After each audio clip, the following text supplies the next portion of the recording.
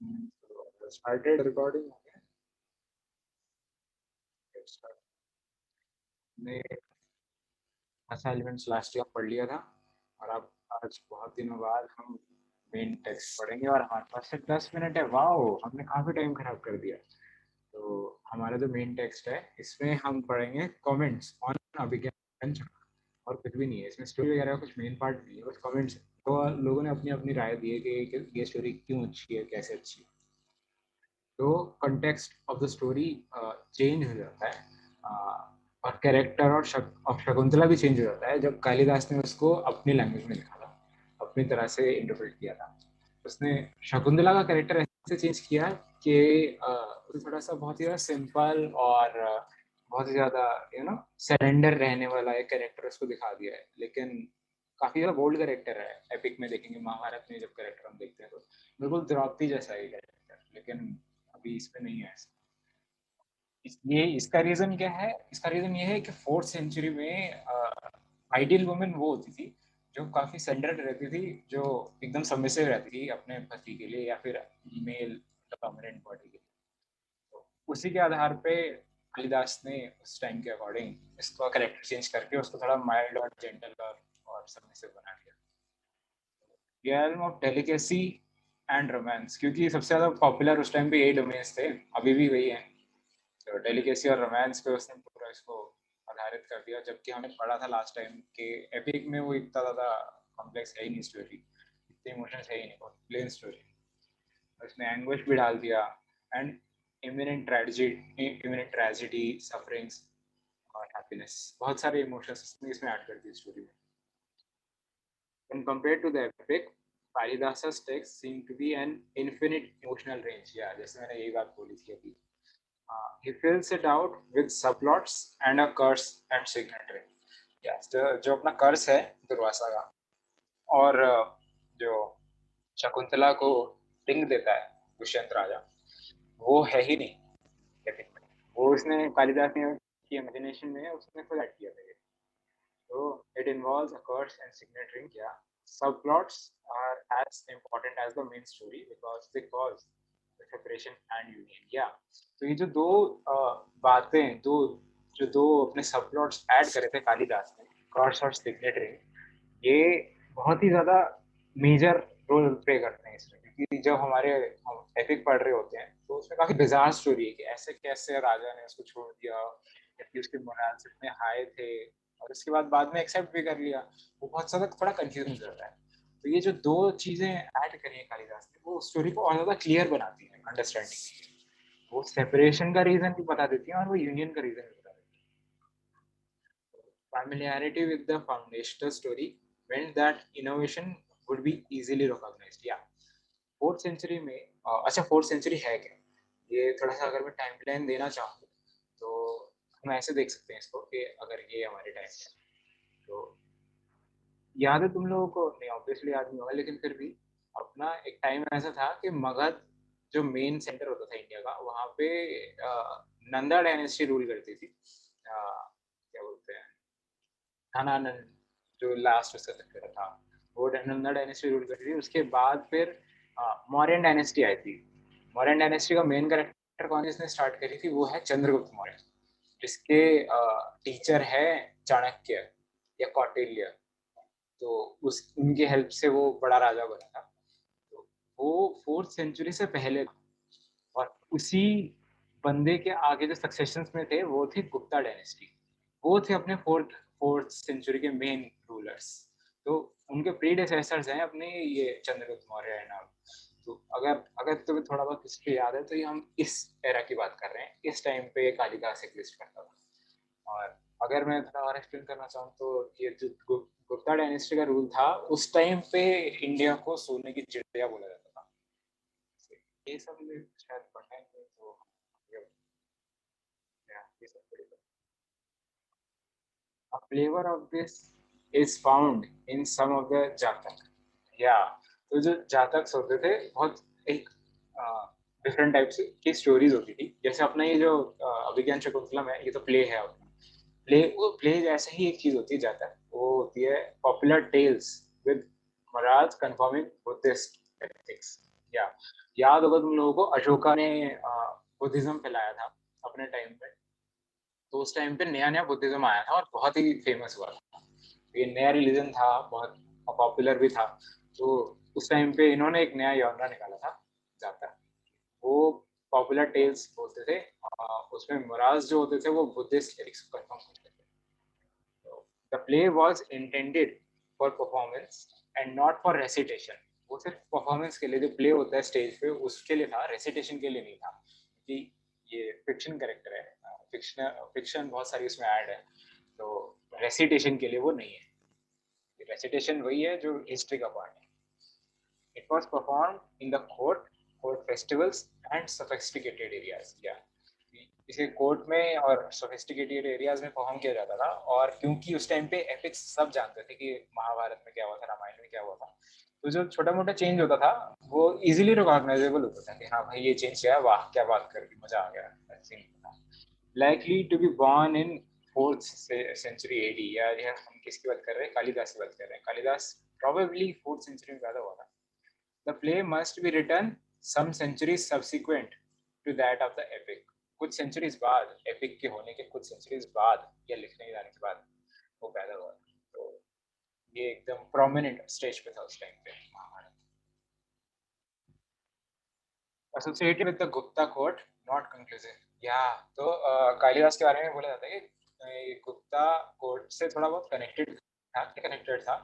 वो वहाँ काम नहीं करता था, बढ़िया बढ़िया बस लिखता था और उसके बाद परफॉर्मेंस देता था कोर्ट में, और उसके बेसिस पे फ्रीलांसिंग से जो पैसे हैं उस सॉर्ट में बता रहा हूँ, बहुत कूल लौटा था। Some arguments have been made that Kalidasa is associated with the Gupta period in order to prove the theory of its being golden age. या तो वो जो सोने का चिड़िया और वो जो गोल्डन एज बोला जाता है, वो यहाँ पे इसलिए कनेक्ट करने की हम कोशिश करते हैं गुप्ता डायनेस्टी से इसको, कि कालिदास बहुत ही बढ़िया बंदा है और उस बढ़िया बंदे को एकदम फ्लरिशिंग टाइम में एग्जिस्ट करना चाहिए, क्योंकि जब पीस होगी, जब वेल्थ होगी, तभी तो लिटरेचर राइज होगा।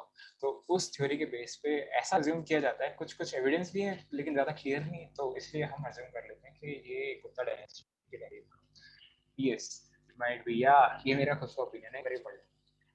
It might be true because Gupta Empire is preceded by Maurya Empire, and it was in Maurya Empire that Buddhism started spreading.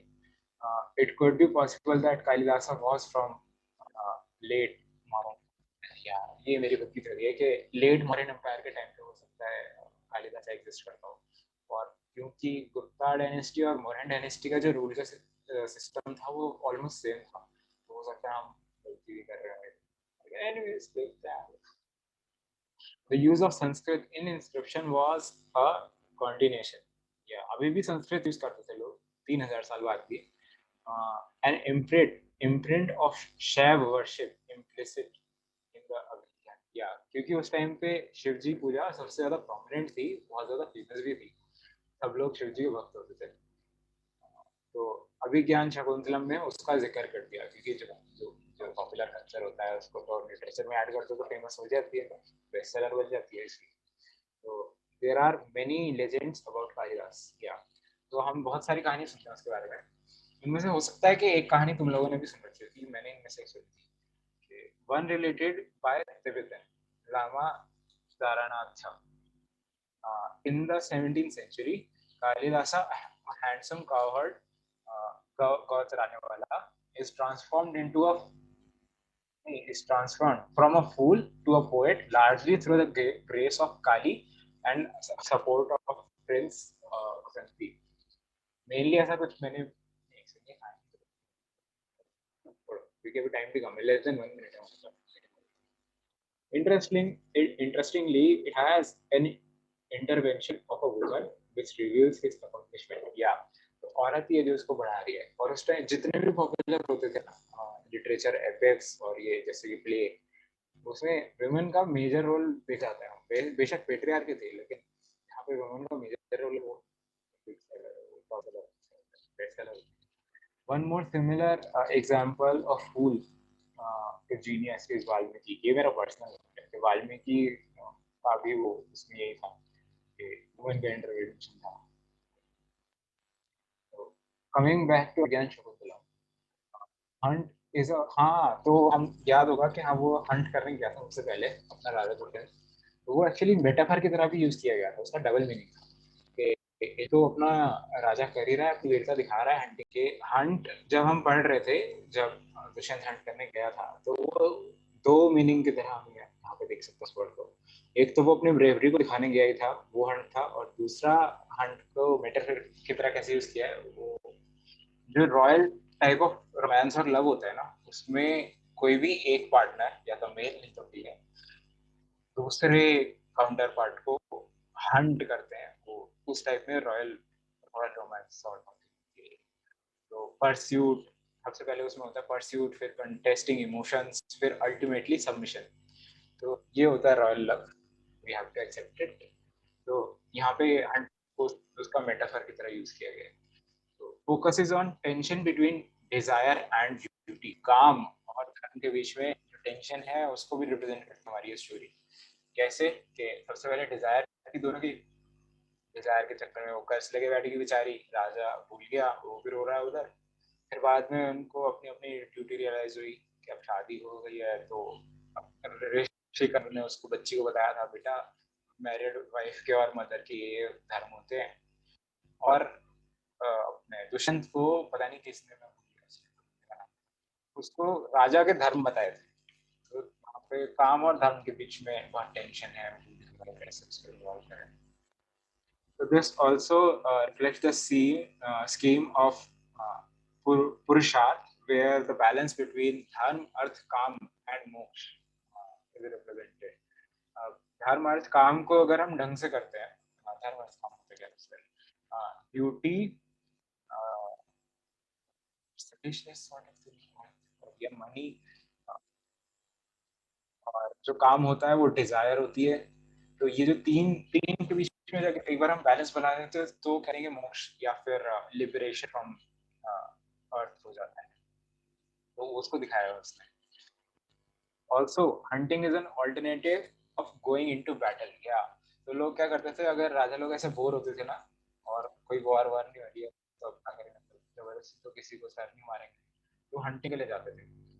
वहां पे अपना हीरोइक हीरोइक सेंटिमेंट दिखा। Yes, going to war for Indra, या इंद्र के लिए जहाँ पे वो जब जा रहा था वॉर के लिए, तब वो हीरोइक है। कालिदास एडेड विरह या फिर separation, as separation creates a tragical. तो उसने राजा और रानी के बीच में जो डिस्टेंस क्रिएट किया, उससे पथेटिक सिचुएशन आई, और पथेटिक के बाद जो एरोटिक आने का जो स्वाद होता है वो मजा आता है। नॉवल भी पढ़ो तो भी पता लगेगा। तो रिजॉल्विंग इट बाय रीयूनियन, या रीयूनियन के बाद तो हो ही गया, एरोटिक एरोटिक। तो reunion and separation are important components of romantic plays। इन दोनों का मेनली रहता है, हीरोइक कभी कभी होता है लेकिन pathetic और erotic तो रहती है।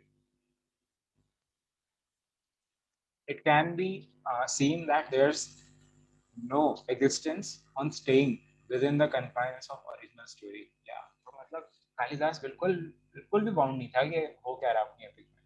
उसने बस मेजर मेजर स्टोरी उठाई और बढ़िया बना दो इस स्टोरी को, क्योंकि मेन्स जो स्टोरी थी एपिक स्टोरी वो तो सबको पहले से ही पता थी। तो उसको बस ये था कि अपना टैलेंट दिखाना था, और टैलेंट के बीच पे अपना फ्रीलांसर्स का होता है क्या, जितना टैलेंट दिखाओगे उतने पैसे मिलेंगे, तो टैलेंट दिख। But he endorses the requirements stated in the धर्मशास्त्र। या तो धर्मशास्त्र में जो जो थे इवेंट्स थे जिन जो पढ़ाए गए थे धर्मशास्त्र में, उनको बंदे ने मिस नहीं किया। बेशक स्टोरी को उसने थोड़ा अल्टर किया था, लेकिन उसने जो मेन कंसेप्ट था उसको चेंज नहीं किया। कन्वा टीचिंग, या Kanva rishi teaching Shakuntala the behaviour of wife. या जहाँ जब वो कन्व ऋषि ने टीच किया, मतलब पढ़ाया था उसको कि वाइफ और मदर के ड्यूटीज क्या होते हैं, वो उसने धर्मशास्त्र से उठा के पढ़ा। Kingly authority was expressed with impressive titles such as, या तो जब हम एविक पढ़ रहे हैं तो दुष्यंत को राजा ही बोले ऐसे, लेकिन जब कालिदास ने लिखा था राजा दुष्यंत के बारे में, तब उसने उसको महाराजा धीराज टाइटल दिया था, मतलब किंग ऑफ किंग्स, इतना बड़ा टाइटल दिया। वही थोड़ा एग्जैजरेशन वाला एलिमेंट। ड्यूटीज ऑफ किंग, या तो ड्यूटीज ऑफ किंग होती क्या है? हमने देखा था कि उसको बताया था कि किंग्स की ड्यूटीज क्या होती है। वो होती है प्रोटेक्टिंग हिज सब्जेक्ट्स। अब सब्जेक्ट क्या होते हैं? प्रजा। प्रजा, ऑडियंस। ऑडियंस जो रहती है वहाँ पे, रिस्पॉन्सिबल फॉर देयर वॉरफेयर, या और प्रोटेक्ट करने के लिए, और अगर लड़ाई हो जाए तो लड़ाई में आगे बढ़ के हिस्सा लेने में, maintaining the equilibrium in society. अगर कोई कम्युनिटी ज्यादा बलवान हो रही है और दूसरी कम्युनिटी को सप्रेस करने की कोशिश कर रही है, तो ये राजा का कर्तव्य है कि बैलेंस क्रिएट करे। चार टाइप के बताए थे ना, ब्राह्मण, क्षत्रिय, वैश्य, शूद्र के बीच में बैलेंस क्रिएट करने की क्लोजनेस ऑफ किंग्स टू, या तो अब हम एपिक में देखते हैं कि एपिक में साफ बताया कि जो राजा होता है वो तो देख, राजा से बड़ा कुछ नहीं है। लेकिन अब जैसे जैसे 4th सेंचुरी आई थी, कालिदास का टाइम आया था, तो इस टाइम पे किंग्स को डीटीज की तरह ट्रीट करना स्टार्ट कर दिया गया था। किंग एक डिसेंट पर्सन हो चुका था, उसको रीच करना इम्पॉसिबल सॉर्ट ऑफ थिंग, कुछ भी सॉल्व कर सकता है। तो एग्जाम्पल इसका है कॉल्ड अपॉन फॉर असिस्टेंस, या तो इंद्र ने अपनी असिस्टेंस के लिए बुलाया था, वो तो भाई साहब डीटीज के समान हो गया ना। ब्राह्मणिकल हाई कल्चर विजिबिलिटी, या तो ब्राह्मण सुप्रीम थे यहाँ पे, वो तो हम साफ देख सकते हैं।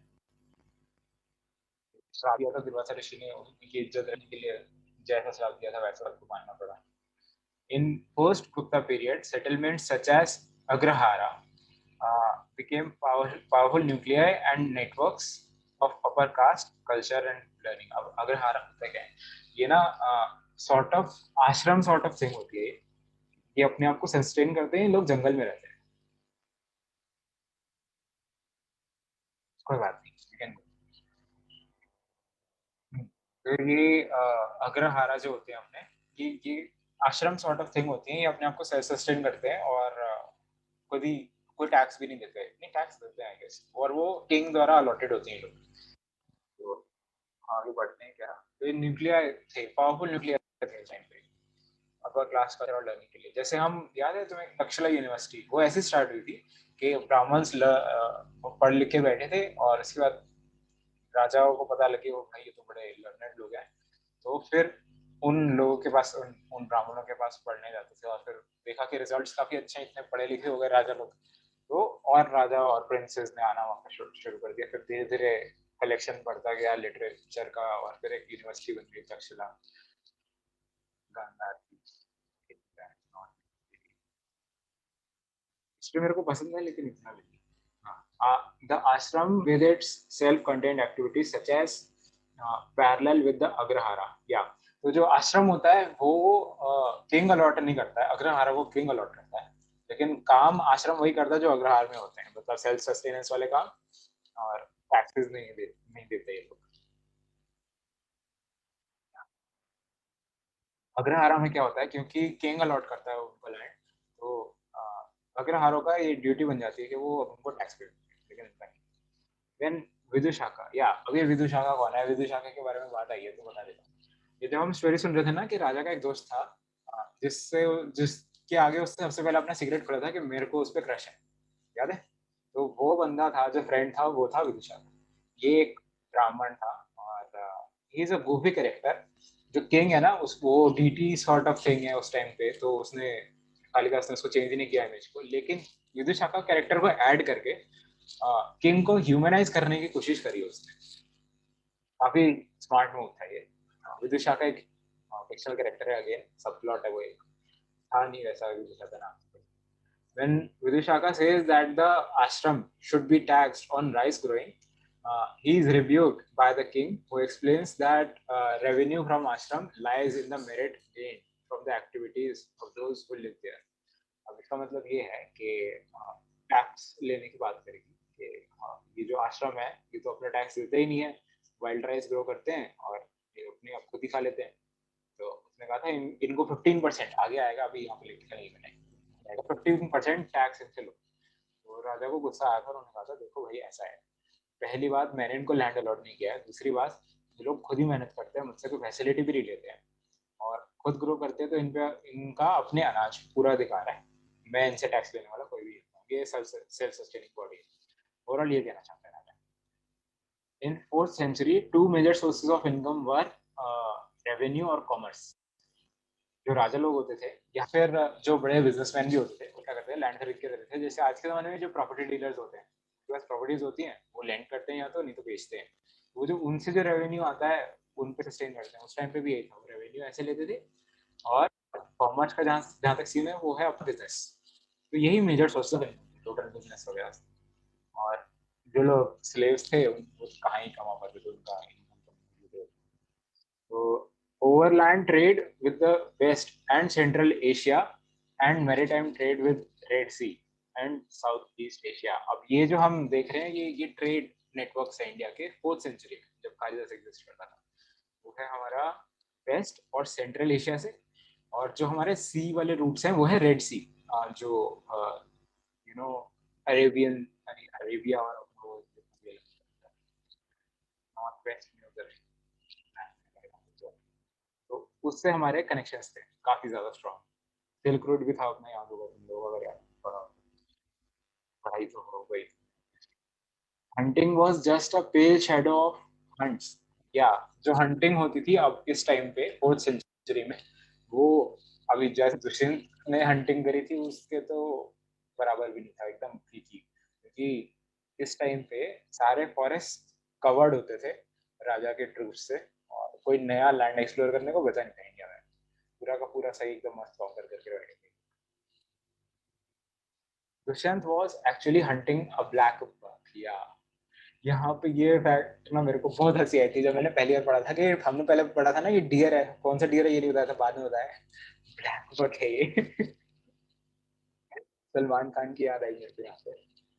लेकिन कोई बात नहीं, कोई बात नहीं, focus and chase it is black Hunter. या यहाँ पे जो हंटर है वो दुष्यंत है, और हंट किसको किया जा रहा है, वो डियर को करा जा रहा है। डियर किसको रिप्रेजेंट करता है, वो शकुंतला को। और प्यार किसके बीच में हुआ है, शकुंतला। तो ये जो लव है वो है रेक्टेंगल, ये ट्रायंगल नहीं है। डियर दुष्यंत, हंटर तो दुष्यंत ट्रायंगल ही होना। In the last act there are no deers. या जब हम लास्ट एक्ट पढ़े थे, तब हम हमारे आगे तो कभी जिक्र ही नहीं आया कि आश्रम में जो फ्लावर्स है उनको देख के शकुंतला ऐसे हो रही है कि ओ माय गॉड क्या फ्लावर्स है, क्या डियर है। वो सब तो आई नहीं थी कहानी, वो तो सिर्फ वेट ही कर रही थी दुष्यंत का।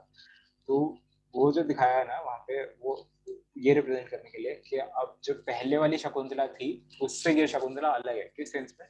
जो पहले शकुंतला थी वो इनोसेंट थी, as a deer, just like a deer. Deer क्या होता है, बेवकूफ की तरह उछलता रहता है, कूदता रहता है, कुछ नहीं पता होता। डियर गया, सीरियस हो गया सी। अब ये लड़की से माँ बन गई, is not an innocent child any more, different Shakuntala है। New story. या अब हम जातक एक स्टोरी देख लेते हैं, हमने पढ़ा था ना जातक एक टाइप ऑफ स्टोरी होती है। तो अब वो न्यू स्टोरी इन्होंने क्यों डाल दी, कैसे डाल दी, मेरे को तो इतना गुस्सा आ रहा है कोर कोर्स पे। इन्होंने कुछ भी प्लान करके नहीं किया, बिल्कुल भी नहीं है, भी कुछ भी कभी भी डाल रहे हैं लोग। इंग्लिश लिटरेचर में इंग्लिश नहीं डाल सकते। अगर अगर मेरे को टाइम मिला तो मैं सेकंड सेमेस्टर में सोच रहा हूँ कि जो जो एरर्स है ना, अगली बुक के जो आएंगे एरर्स, वो मैं पहले ही बैठ के ना सब एक एक करके ठीक करा दूंगा, उसके बाद पढ़ेंगे हम लोग, क्योंकि बहुत मिस्टेक्स है भैया। तो कथाहारी या फिर कथाहारी जब तक ये हम स्टोरी सुनते हैं, ये किस चीज, यहाँ ये है हमारी बनारस की स्टोरी है। यूपी, बिहार, झारखंड, नेपाल, ये जो पूरा एरिया है ना, ये इसकी स्टोरी है। नेपाल वगैरह इंडिया ही था, लेकिन बाद में there was a king called Brahmadatt in Banaras. He was roaming in his garden. घूमते घूमते उसको एक लड़की मिली जो कि लकड़ी इकट्ठी कर रही थी। एक सेकंड, राजा वहां क्यों घूम रहा था, वो फ्रूट्स के लिए घूम रहा था, उसको फ्रूट्स चाहिए थे। खुद देखो घूम रहा था फ्रूट्स के लिए, ये नहीं कि जाओ नौकर लेके आओ। नाइस थी। तो वुमन अपने अपने गार्डन से, क्योंकि पब्लिक गार्डन था वो, तो वहां से लकड़ी इकट्ठी कर रही थी, रात को हो सकता है चूल्हा जलाना उसको। तो जब वो लकड़ी इकट्ठी कर रही थी, तो राजा को ये सीन बहुत एरोटिक लगा। मुझसे मत पूछो क्यों लगा, लेकिन उसको लगा। तो उसने क्या किया, उसको उसको ना बहुत प्यार हो गया उस पे, वो उसके पास गया और अपनी इन्फैचुएशन जता दी। और दे दे हैड सेक्स। तो बहुत बुरी बात। तो बहुत इंटीमेट हो गए ये लोग। तो एक तो वो लड़की जो थी, औरत थी, वो कंसीव कर गई और उसको इमीडिएटली पता लग गया, आई डोंट नो कैसे लगा, लेकिन उसको इमीडिएटली पता लग गया कि वो अब प्रेग्नेंट रहेगी। उसने राजा को उसी टाइम बता दिया कि देखो भैया, आपने कर दिया मेरे को प्रेग्नेंट। तो राजा कहता अच्छा ऐसा है, तो उसने अपनी एक रिंग उतार के दी, सिग्नेट रिंग अगेन, और वो उसको थमा दी और कहा कि अगर लड़की हो तो इसके पालन पोषण में इस रिंग को खर्च कर देना, लेकिन अगर लड़का हो तो इस रिंग को मेरे पास ले आना, मैं इसको प्रिंस बनाऊंगा। डिस्क्रिमिनेशन, जेंडर डिस्क्रिमिनेशन यहाँ पे भी देख रहे हैं, लेकिन आगे बढ़ते हैं। King the signet ring. तो हाँ, तो उसके बाद हम अगला सीन देखते हैं कि राजा ना अपने कोर्ट में वापस चला गया और कई साल बीत चुके हैं, और जो लड़का जो अभी था पेट में, वो बाहर भी आ चुका और अपने पैरों पर खड़ा हुआ है और खेल बाकी लोगों के साथ गांव में। बॉय वाज रनिंग, तो खेलते खेलते एक बच्चे ने बोला कि no father has hit me. No father क्यों बोल दिया, क्योंकि भाई माँ के बारे में सबको पता था, लेकिन बाप के बारे में इस बच्चे को पता नहीं था, तो उसका नाम ही नो फादर रख दिया था। तो बहुत ही बेइज्जती की बात है, मेरे को तो बिल्कुल एनीमे प्रोटैगनिस्ट लग रहा है। वो बच्चा बड़ा भयंकर रोया कि मेरा पापा नहीं है, मेरे पापा के बारे में बताओ मेरे को, मेरी माँ। तो उसकी माँ ने बता दिया उसको, हाँ तू राजा का बेटा है। तो उसने कहा कि मैं राजा का बेटा हूँ, तो यहाँ क्या कर रहा हूँ, ये टाइम वेस्ट कर रहा हूँ। नहीं, ऐसा नहीं बोला। उसने कहा ठीक है फिर कोर्ट चलते हैं। और कोर्ट जाने के बाद रिंग दिखाई राजा को आंटी ने, और बच्चा दिखाया कि देखो ये मैं ले आई, ये लड़का है हमारा। अब क्या हुआ कि सिनेरियो थोड़ा सा ना बदल गया। पहले राजा कह रहा था कोर्ट में ले आना तो मैं एक्सेप्ट कर लूंगा, लेकिन अब राजा कह रहा है कि ये लड़का मेरा है। तो लड़की को लग गया कि भाई इतना बड़ा धोखा, ऐसे कैसे कर रहा है ये। तो ये लड़का नहीं है, उसने कहा देखो भाई ये रिंग तुम्हारी है, देखो ध्यान से, ये रॉयल रिंग है। कहता नहीं मेरी रिंग नहीं है ये, जाओ मेरी नहीं है। ऐसे ऐसे अजीब बिहेव करने लग गया वो। तो अब ना लड़की को आगे गुस्सा, ये क्या चक्का चल रहा है भाई साहब, मेरे को प्रेग्नेंट कर दिया, बच्चा बदनाम हो रहा है इधर। तो उसने क्या किया, बच्चे की टांग पकड़ी और हवा में उछाल दिया कि ये लड़का अब नीचे नहीं आएगा, आ, ये लड़का हवा में ही रहेगा, अगर अगर ये राजा जो है यही फादर है इसका। तो वो लड़का हवा में टिक गया, हवा में फ्लोट कर रहा है, वो टॉफी लगा के बैठा है और फिर कुछ कुछ नहीं भाई, हंसी आ रही है। क्या हवा में फ्लोट कर रहा है बांदा, म्यूट कर दे। हाँ, तो हाँ आगे हम पढ़ते हैं। तो उसने ना कुछ दो चार चीजें बोली थी उसको, राजा को। तो राजा का ना दिल ऐसे ऐसे हो गया, अरे मेरा बच्चा, कोई बात नहीं। तो उसने ऐसे ऐसे हाथ किया, तो वो ऐसे हाथ कर राजा ने भी, और आगे जितने भी मिनिस्टर्स थे उन्होंने भी ऐसे किया, क्योंकि सबका था दिल आ गया बच्चे में। सबने ऐसे किया, लेकिन वो जाके राजा के गोद में रह गया। उसके बाद वो औरत को रानी बना दिया गया और वो बच्चे को कमांडर वायसराय बना दिया गया।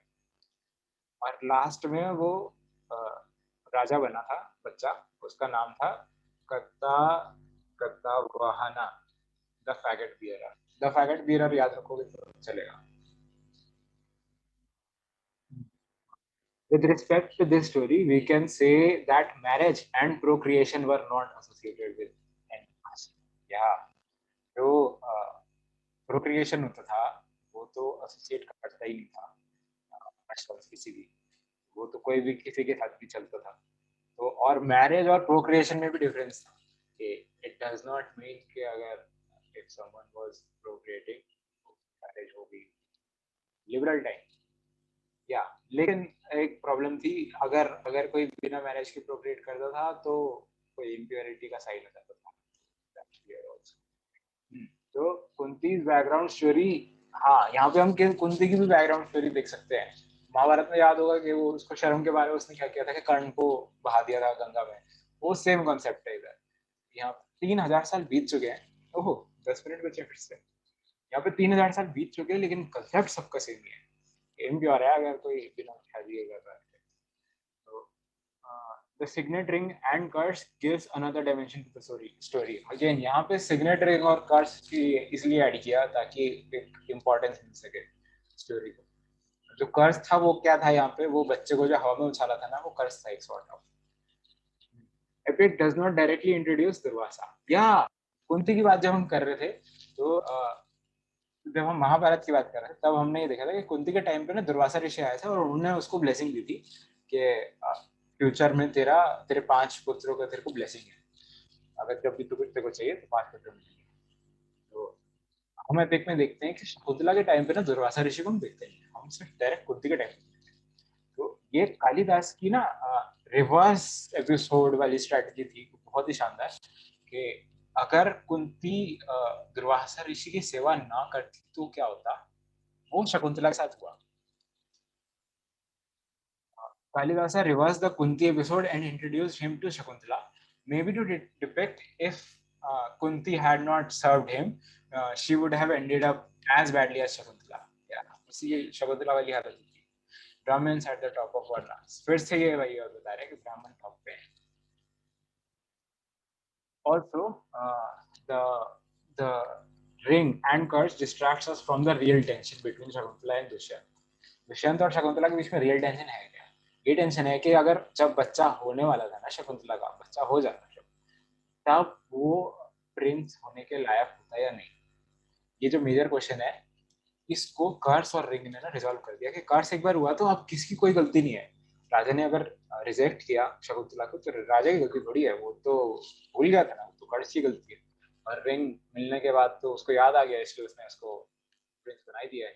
एक तो पहली बात ये भी होगी कि शकुंतला के ऊपर जो लांछन हो सकता था लग जाता कि नहीं ये मेरा बच्चा नहीं, हो सकता है किसी और का बच्चा हो सकता है तो प्रेग्नेंट हुई भी ना हो।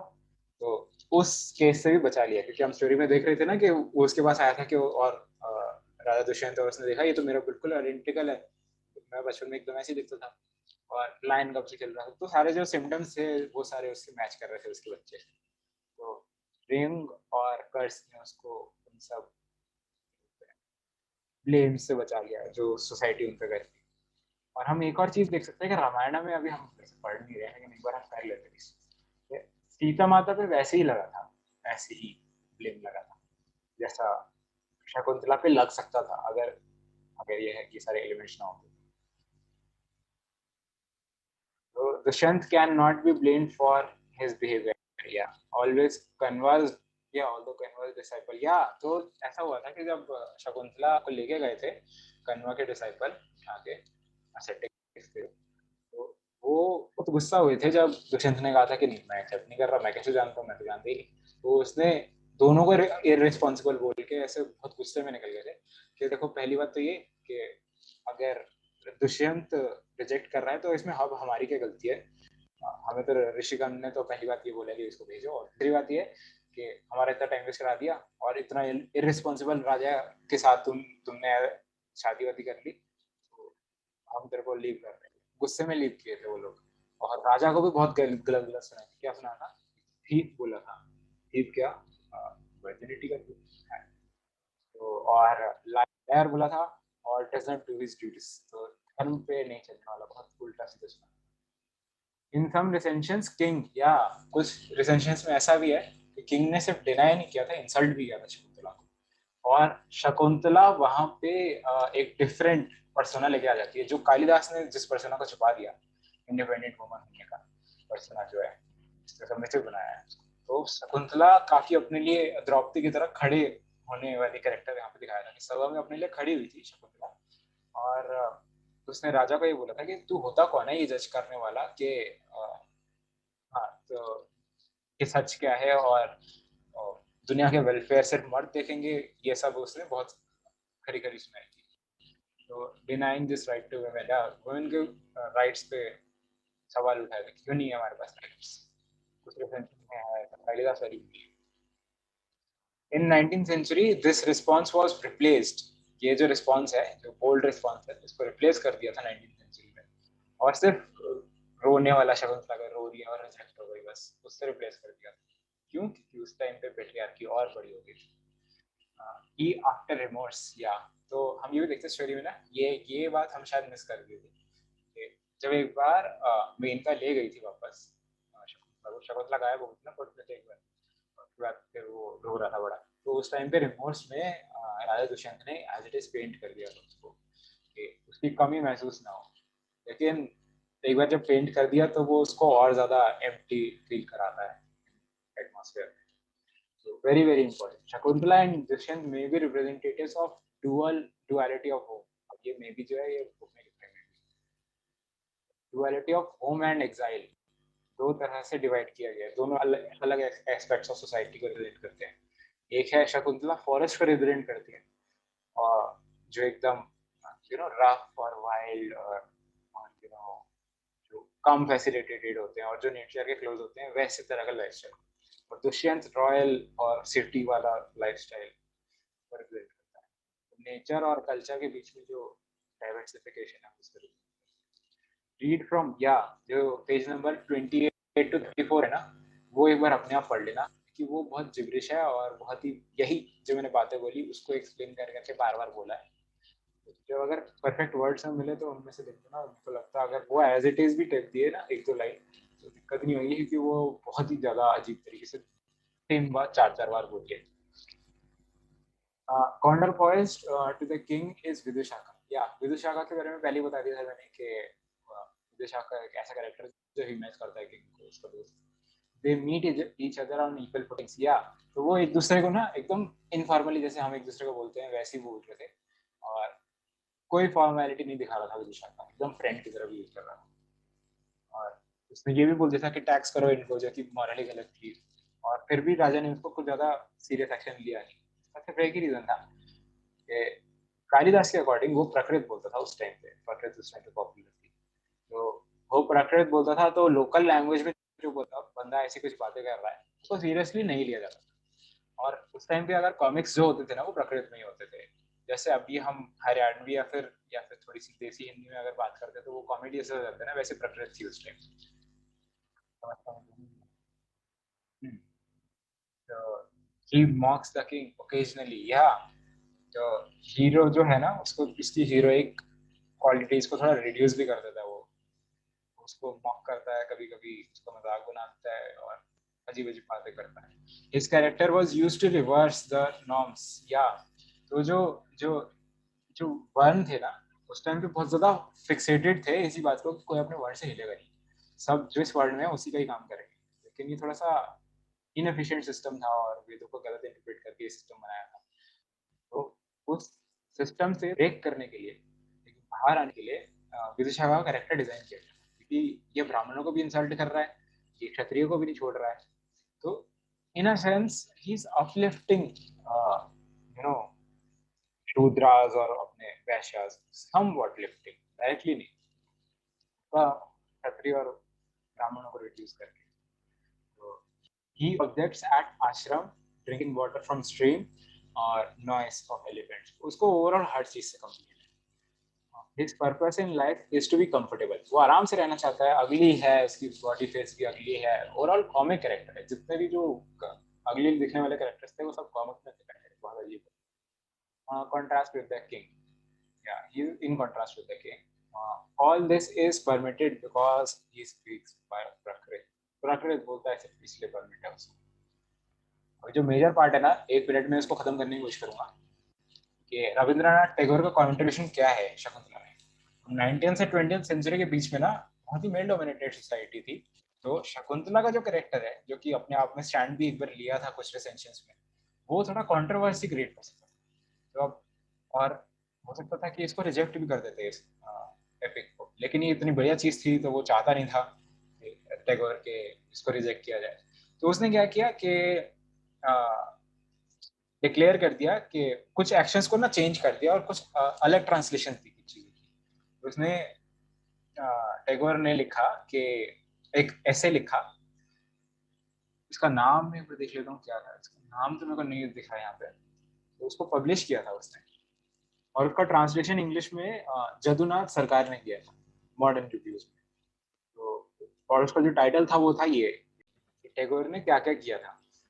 टैगोर ने सबसे पहले तो अपना टाइटल जो दिया था ऐसे का वो था शकुंतला इट्स इनर मीनिंग. उसने कंपेयर किया है एक्ट 3 को और एक्ट 7 को. अब एक्ट 3 और एक्ट 7 में क्या डिफरेंस है. जो मैंने अपने टाइटल दिए थे एक्ट 3 और एक्ट 7 के, वो ये थे कि शकुंतला लवसिक और कन्फेशन ऑफ दुष्यंत, और लास्ट में था victory and reunion of Dushyant and Shakuntala. तो अब इन दोनों में एकदम डिफरेंस है कि सबसे पहले जब वो मिले थे ना एकदम अपने लव के कन्फेशन के साथ, तब वो ऐसे ही मिले थे, में मिले। और सेकेंड टाइम जब मिले थे आश्रम में, तो तब वो उनका बेटा भी पैदा हो चुका था और रीयूनियन था। तो इसलिए इसने ये दो उठाए हैं apps। तो which leads him to speak of her fall in the earlier। तो अभी जो फॉल है वो क्या है, ये इन्होंने गंधर्व विवाह किया था, उसको फॉल की तरह देख रहे हैं लोग। गंधर्व विवाह होता क्या है, वो होता है यूपीएससी के पेपर में आता है, तो उसमें अगर एक लड़का लड़की एक दूसरे को वरमाला पहना देते हैं ना, तो उसमें शादी कंसिडर कर लेते हैं अगर गंधर्व विवाह होता है। जो आजकल चलता है दहेज वाला जो चलता था पहले, पूरा वो जो एकदम टिपिकल वाला, वो होता है ब्रह्म विवाह। और ब्रह्म विवाह इस टाइम पे सबसे ज्यादा पॉपुलर है। तो गंधर्व विवाह में कोई प्रॉब्लम होनी नहीं चाहिए, लेकिन लोगों को हो जाती है। अब इसको लव जिहाद बोलते हैं लोग। एनीवेज, मैं टॉपिक पे जाऊंगा। तो द ऐसे यूजेस द वर्ड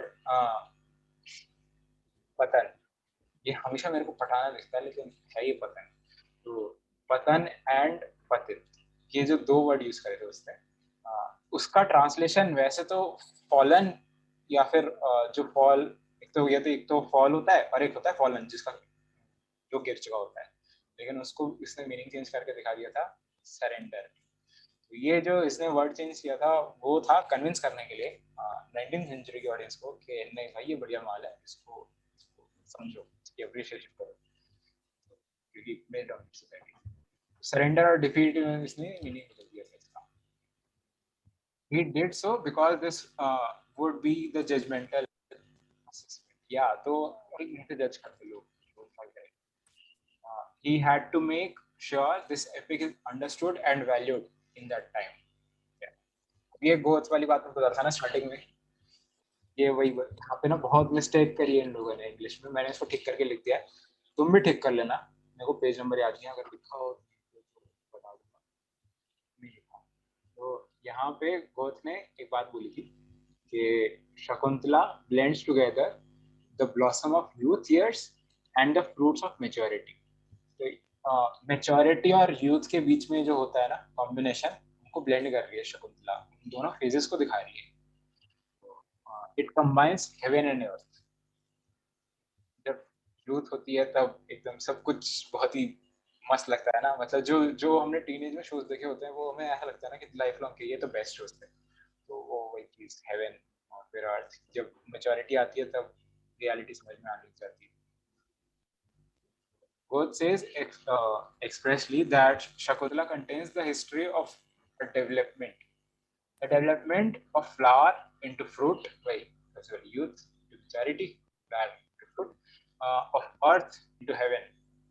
अब ये उल्टा लिख दिया इसको, heaven to earth, of matter into spirit। ये अलग इसने वो दिए हैं, क्या बोलते हैं, एग्जांपल्स दिए हैं इसको शायद। I don't Kalidasa has affected this junction of earth with heaven with ease। उसने ये जो ट्रांजिशन है ना बहुत आराम से दिखाया था, और हमें ना पता भी नहीं लगा कि कब वो मैच्योर हो गई। और ये बहुत ही ज्यादा मुझे ना फ्लो था इसमें काफी ज्यादा। वो कभी भी ऐसा नहीं हुआ था कि हाँ भाई एकदम से अब शकुंतला बदल गई, अब ये मैच्योर हो गई। काफी ज्यादा मतलब जैसे ह्यूमन में भी होता है, ह्यूमन में भी होता है, एकदम फ्लो की तरह निकल गई। In the first act, he nicely presents the earthiness, sense of youth, strong self-expression. She wasn't prepared for the outburst of passion, off guard, and fearless, just like a deer. Yeah, वही सब वो raw और वो और passion और fearlessness वो सब दिखाई है इसमें, reflect किया है। शकुंतला flower, yeah, शकुंतला को flower of the forest का उसने दिया एग्जांपल दिया।